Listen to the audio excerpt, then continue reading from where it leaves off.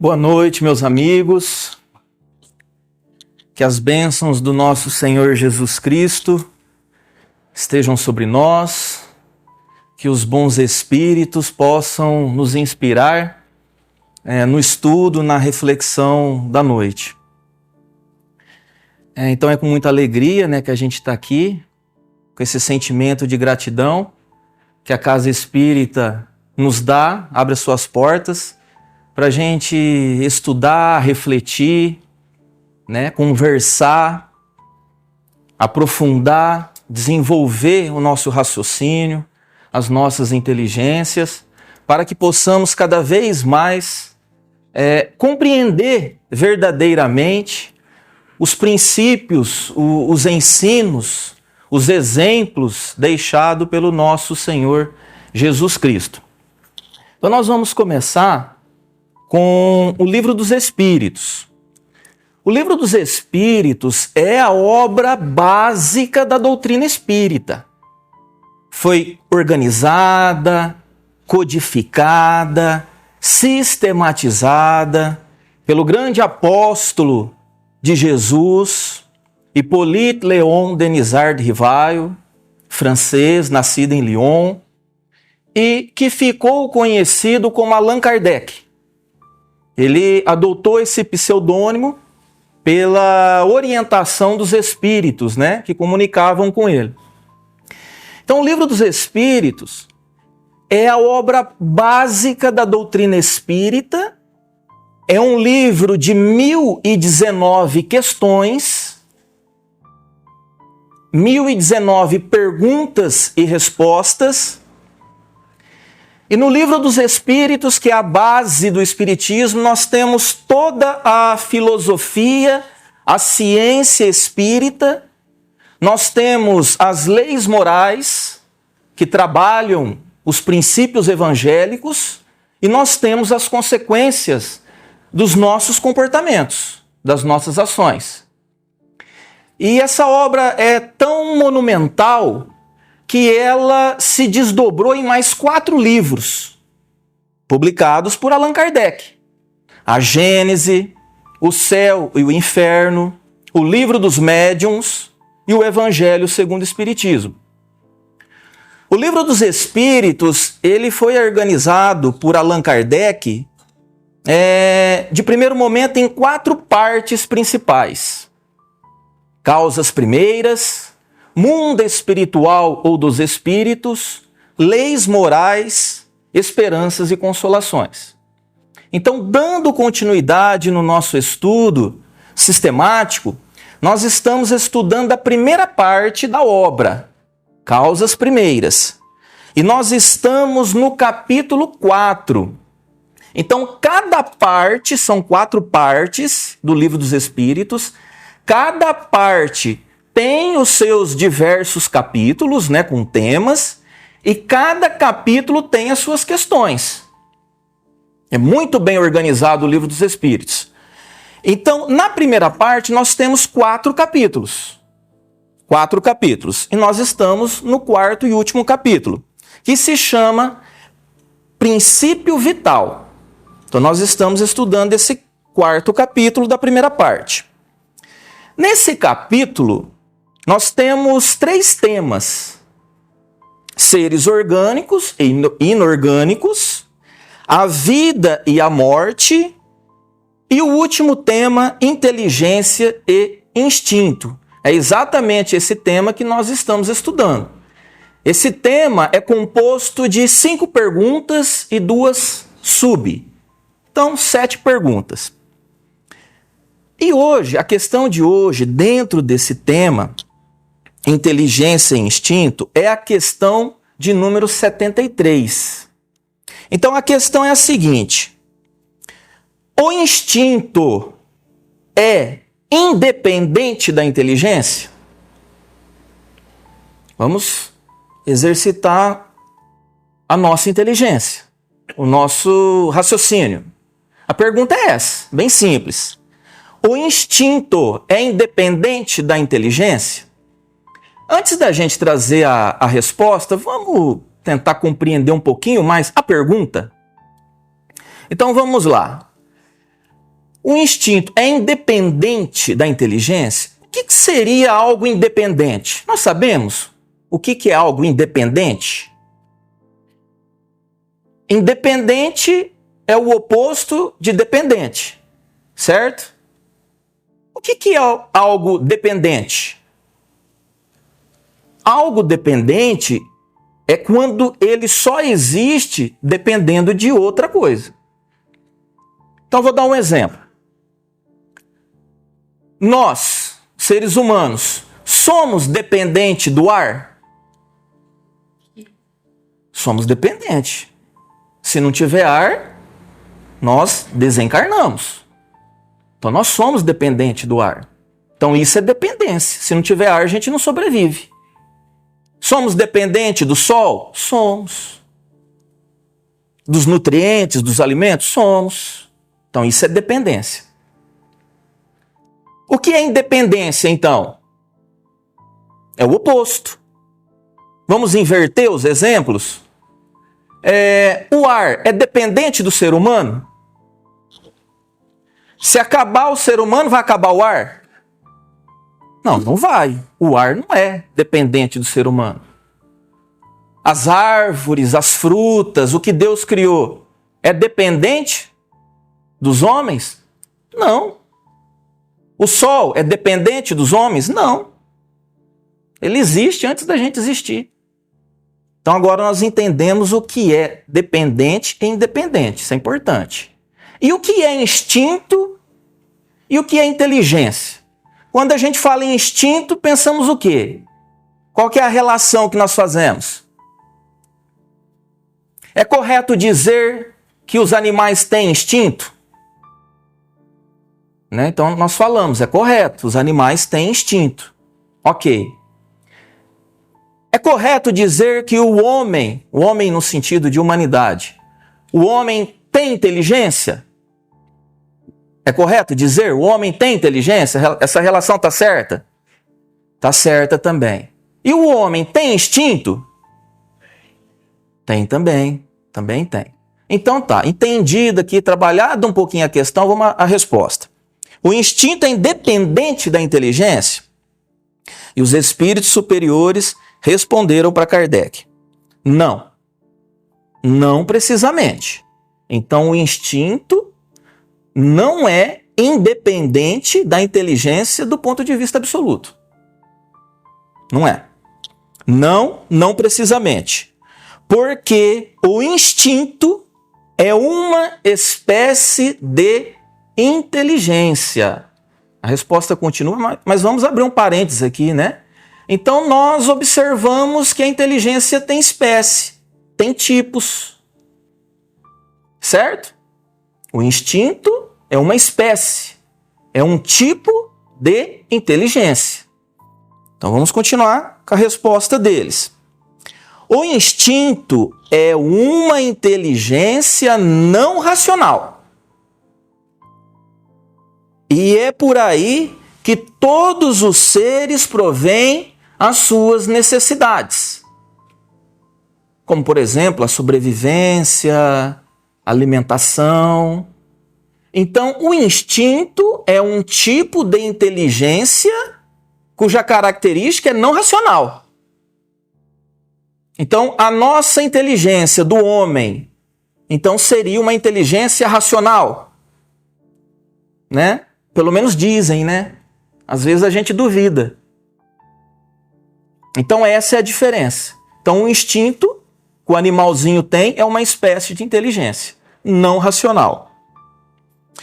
Meus amigos, essa é a questão. Para a gente só complementar, reforçar um pouquinho aqui o estudo, um dos espíritos, né, colaboradores com Kardec na codificação, no Evangelho segundo o Espiritismo, o espírito Lázaro, que vai falar no capítulo 11 do Evangelho, segundo o Espiritismo, sobre a lei de amor, ele traz uma informação muito interessante lá. Ele diz assim, na origem o homem só tinha instinto. Está no Evangelho, capítulo 11, a lei de amor. Na origem, o homem só tinha instinto. Por quê? Justamente pela nossa passagem anterior no reino animal. Nós estamos estudando, aprendendo que o animal tem instinto. Então, o espírito humano, quando ele passou por milhões de anos no reino animal, e ele passa por um longo tempo por uma preparação para começar suas primeiras reencarnações na espécie humana, no homem primitivo, aqueles homens das cavernas, né? O planeta Terra já passou por essa fase. O planeta Terra já foi da categoria de primitivos. Agora é expiação e provas. Então nós não temos mais esses seres, esses homens atualmente no planeta Terra. Então no início, todos nós já passamos, só tínhamos instinto, aquisição da nossa passagem pelo reino animal. E quem quiser somar mais a nossa fala aqui, no Livro dos Espíritos, na segunda parte, Mundo Espiritual dos Espíritos, no último capítulo com o título Os Três Reinos, Allan Kardec e os Espíritos Superiores vão trazer muitas informações sobre os três reinos. Do ponto de vista moral, são 4: mineral, vegetal, animal e hominal. Então, ali fala sobre os três reinos, a passagem do princípio inteligente até se tornar um espírito humano. Então, quem quiser estudar um pouquinho mais, fica essa sugestão. Bom, meus amigos, então vamos passar para o Evangelho segundo o Espiritismo, que é o maior código de amor, de moral, de princípios evangélicos que o ser humano tem em suas mãos. Porque o Espiritismo, o Evangelho segundo o Espiritismo, como toda obra, não pertence aos espíritas. São obras para a humanidade. É o Consolador prometido por Jesus. É importante dizer também que o Evangelho, ele não cria nenhuma moral nova, nenhuma moral evangélica cristã nova. Não cria nada o Espiritismo. O Espiritismo, ele nos oferece o esclarecimento, a compreensão dos princípios evangélicos, fortalecendo a nossa fé, uma fé raciocinada e não mais uma fé cega. Por isso a importância do estudo.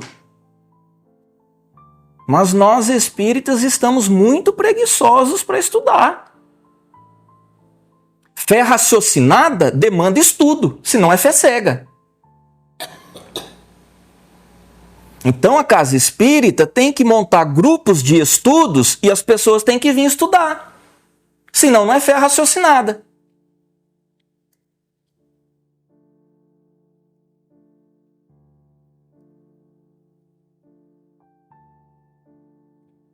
E é uma pena que os espíritas não estão estudando. Gente, então hoje nós vamos abrir o capítulo 21. O Evangelho segundo o Espiritismo é composto de 28 capítulos. Capítulo 21, com o título dado pelo codificador Allan Kardec, Haverá falsos cristos e falsos profetas, né? Um título que Kardec tirou de uma profecia do nosso Senhor Jesus Cristo. Então, como a gente está abrindo o capítulo, a gente não está aqui fazendo palestra, a gente está fazendo um estudo sistematizado, então eu vou fazer uma espécie de apresentação do nosso capítulo, né, que nós vamos estudar agora nas próximas semanas. Então são poucos itens, eu acho oportuno a gente comentar aqui. Então, capítulo 21, haverá falsos cristos e falsos profetas.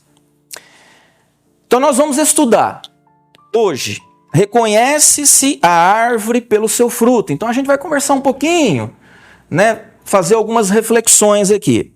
Na semana seguinte, missão dos profetas. Missão dos profetas. Quem são os profetas? Do ponto de vista do espiritismo evangélico. Os profetas são aqueles que fazem profecias? Apenas? Será? Qual a sua missão aqui na Terra? A gente vai estudar sobre isso. Depois, prodígio dos falsos profetas. Então, se tem falso profeta, tem os profetas verdadeiros. Será que os falsos profetas são capazes de realizar maravilhas, milagres? A gente vai falar sobre isso também. Depois, não acrediteis em todos os espíritos. Esse aqui é interessante também. Meus amigos, mediunidade não é invenção do espiritismo. Mediunidade sempre existiu no planeta desde que existe a espécie humana. Comunicação do plano espiritual com o plano corpóreo. Sempre existiu. E o que tem de espírito maldoso, enganador, que são os homens desencarnando, né? São os espíritos. Eles não vieram de outro lugar, não. Somos nós desencarnando. O que tem de espíritos maus, enganador, enganando muita gente na história da humanidade, como até hoje, assim, é um negócio muito sério. Independente de religião, de crença, mediunidade existe em todo lugar e vale a pena falar que todos nós somos médiuns. A faculdade mediúnica ela é muito abrangente. Nós estamos acostumados com psicografia e psicofonia, isso é muito pequeno dentro da grandeza da mediunidade. Todos nós somos médiuns em certo grau. Então, gente, por isso a importância do estudo. E eu vou falar da casa espírita. O que tem de espírito enganador, enganando em reunião mediúnica, em casa espírita, é coisa séria. O que era para ser uma reunião séria, vira cômica. Por isso que os médiuns e o dialogador têm que estudar na casa espírita. Estou falando de espírita.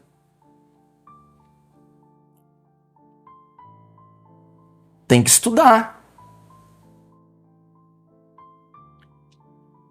Reunião mediúnica. Os espíritos se comunicam através dos médiuns ostensivos, da psicofonia, psicografia. Dialogador é aquela pessoa que conversa com os espíritos. Então, atende às suas necessidades, às suas reclamações, acolhe. Essa é a função do dialogador. Acolhe, diz palavras que consolam. Essa é a função, tem que ter caridade na reunião mediúnica. Que às vezes a gente sabe de dialogador que briga, discute com o espírito. Tem que estudar. Todo mundo tem que estudar.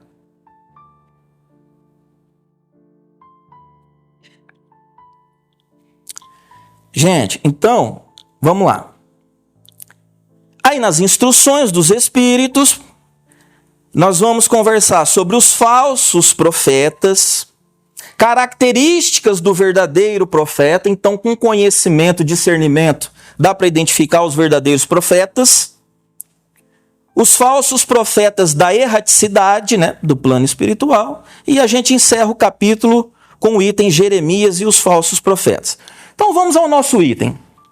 O nosso item se chama Conhece-se a árvore pelo seu fruto. Nesse item, nós temos 3 textos evangélicos que Allan Kardec coletou do Novo Testamento, né?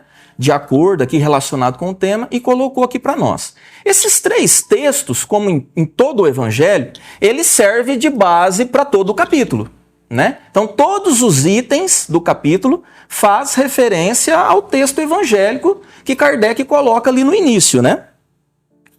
Então, eu vou ler o primeiro texto evangélico que está mais relacionado com o título do nosso item aqui. Tá? Então, a gente vai ler aqui, são 3 versículos. É de Lucas, capítulo 6, versículos de 43 a 45. 3 versículos.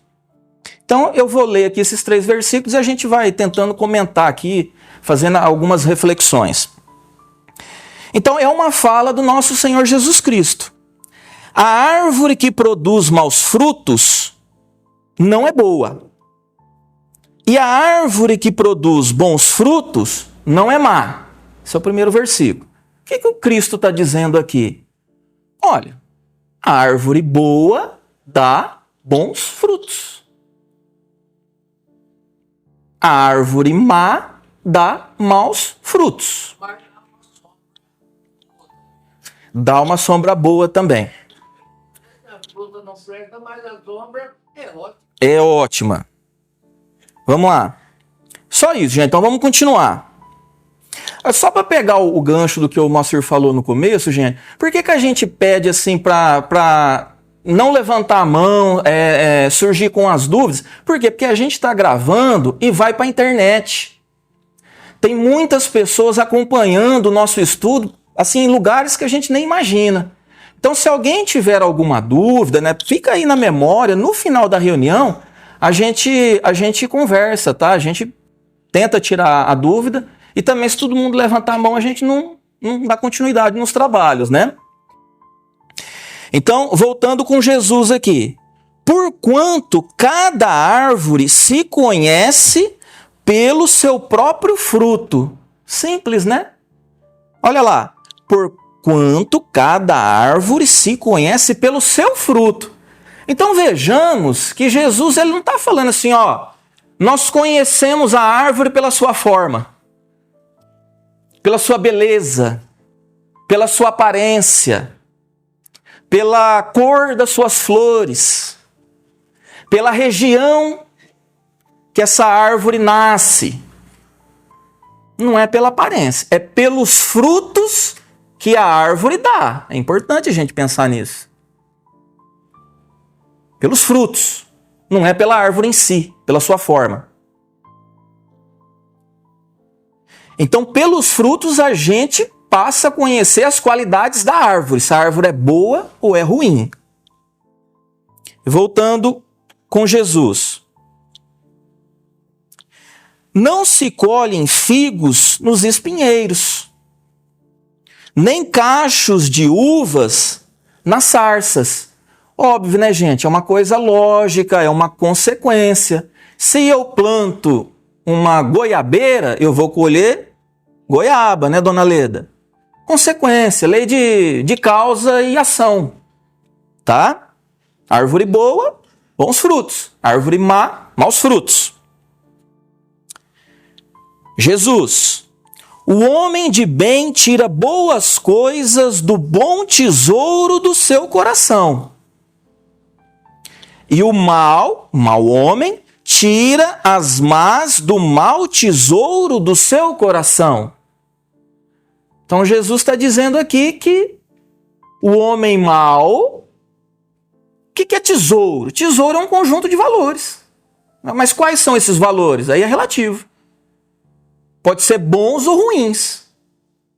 Então o homem bom tira do seu tesouro que está no seu coração coisas boas. O homem mau tira do tesouro que está no seu coração coisas más. É isso que Jesus está dizendo. E a última frase aqui. Pois a nossa boca, fala daquilo de que está cheio o nosso coração. Esse é o nosso texto.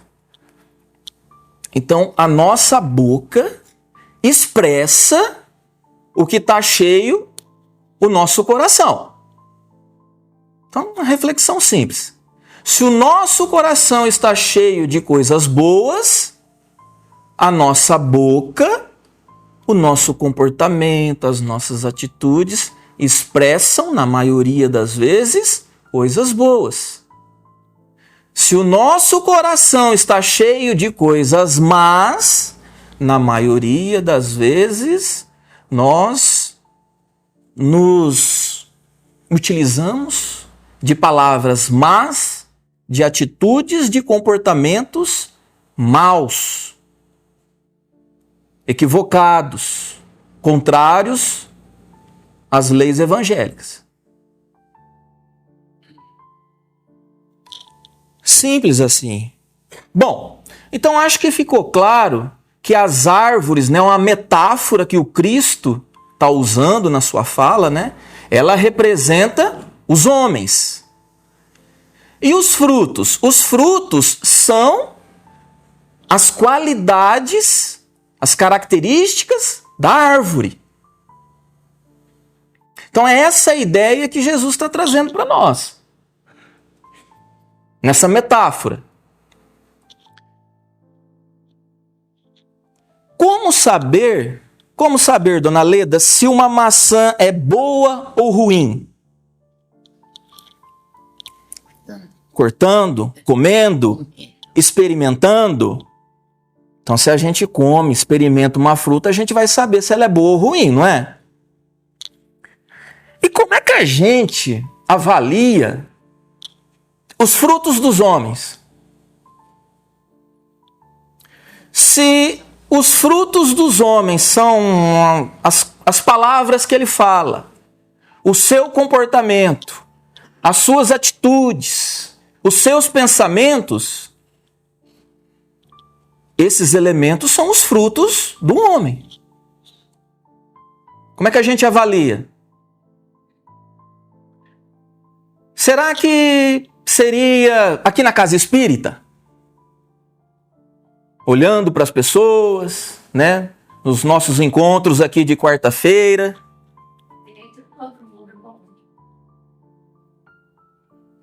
Olha, quando a gente vem para a casa espírita, a gente vem um pouco mais espiritualizado, né? Em busca de muitas coisas. E aqui na casa espírita a gente faz um esforcinho extra para ser assim mais gentil, mais simpático, mais educadinho. Tô mentindo? Então como é que a gente sabe os frutos de uma pessoa? Na casa dela, no lar dela, no seu ambiente de trabalho. Então vamos imaginar que fôssemos fazer uma pesquisa, uma entrevista. Se aquela pessoa é uma árvore que dá bons frutos ou dá maus frutos. Então nós teríamos que entrevistar a família daquela pessoa. Seus pais, seus filhos, seus irmãos, seus tios, avós. Porque é onde nós passamos mais o nosso tempo. E é nesse ambiente que nós produzimos os nossos frutos. No ambiente de trabalho, idem. Conversar com os colegas de trabalho. Como é o comportamento, as palavras, a atitude daquela pessoa no ambiente de trabalho. Com seus clientes, com seus fornecedores. Fazendo essa avaliação, nós mesmos podemos fazer essa autoavaliação do nosso comportamento. Como é que foi o nosso dia com a família, no ambiente de trabalho? Porque é aí que nós estamos produzindo os nossos frutos.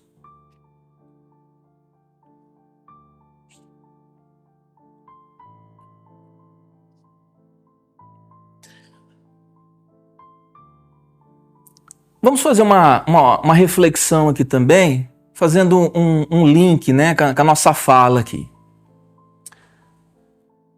A nossa vida não é fácil. É cheia de dificuldades. Né? Nós sabemos que somos espíritos imperfeitos. No planeta Terra não tem nenhum espírito perfeito. Nem desencarnado e nem encarnado. Não tem, gente. Se alguém acha que era desculpa desapontá-lo. Não tem. Vivemos num mundo de expiações e provas. Veja que não é um mundo de felicidade. Então a nossa vida é difícil, né? Cada um com a sua charrua aí, com a sua enxada. Então às vezes, né, a gente não tá legal, muitas dificuldades, e a gente fala assim: poxa, eu não colho bons frutos. Eu não como um fruto doce, dona Leda. Os frutos que eu como são sempre amargos. A vida está difícil. Por isso, meus amigos, a importância do estudo, da certeza da vida futura, da imortalidade da alma, que Jesus exemplificou, ressuscitando em espírito. A certeza da lei da reencarnação, que aí está a justiça, o amor, a misericórdia de Deus para conosco. Então talvez essa existência, para alguns de nós, para a maioria de nós, ou para todos, não seja a existência de colhermos bons frutos. Não sejamos ansiosos, apressados. Talvez seja a época, a existência de arar a terra, cavar, preparar a terra, adubar, regar, jogar água. E às vezes nós vamos regar com as nossas lágrimas essa terra, porque cada um de nós temos uma gleba para cuidar. Ela vai ser regada com muito suor, trabalhando bastante na terra. E esses frutos, tenhamos fé. Deus é um Pai bom. Nós, pais, não abandonamos os nossos filhos e somos muito imperfeitos. Deus vai abandonar algum de seus filhos? Tenhamos fé na vida futura. Então, talvez é o momento de preparar a terra, de plantar, para num futuro a gente começar a colher.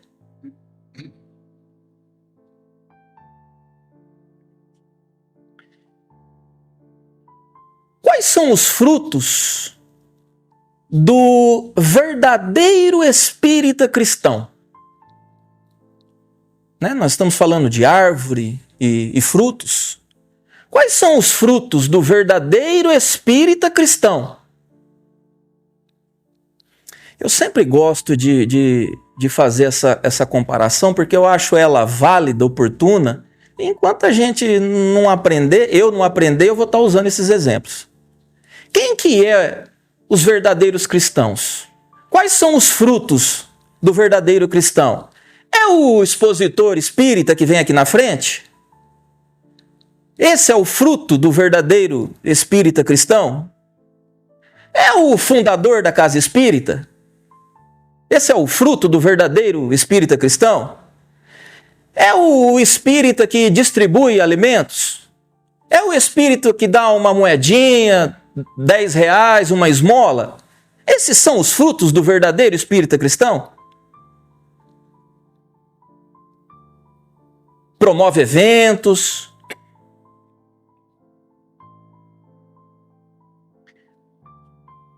A mensagem de Kardec é muito clara. Reconhece-se o verdadeiro espírita cristão pelo esforço que ele emprega para a sua transformação moral. A sua, não a dos outros. Pelos esforços que ele emprega para domar as suas imperfeições. As suas, não as dos outros. Vejamos que Kardec não diz, o verdadeiro espírita cristão é o bom. Não existe espírita cristão bom. Espírita cristão verdadeiro bom é aquele que luta para domar as suas más imperfeições. É esse o teu objetivo, o nosso objetivo.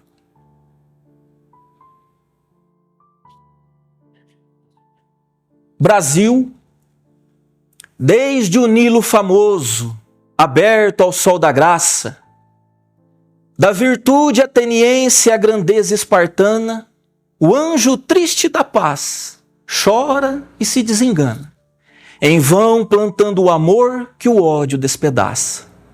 Tribos, tronos, nações, tudo se esfuma e passa, mas o torvo dragão da guerra soberana ruge, fere, destrói e se alteia e se ufana, disputando o poder e denegrindo a raça.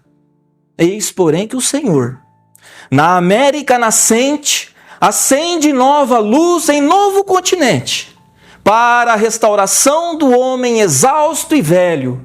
E aparece o Brasil, que valoroso avança, encerrando consigo em láureas de esperança o coração do mundo e a pátria do Evangelho. Olavo Bilac. Boa noite para todos, obrigado pela atenção de vocês.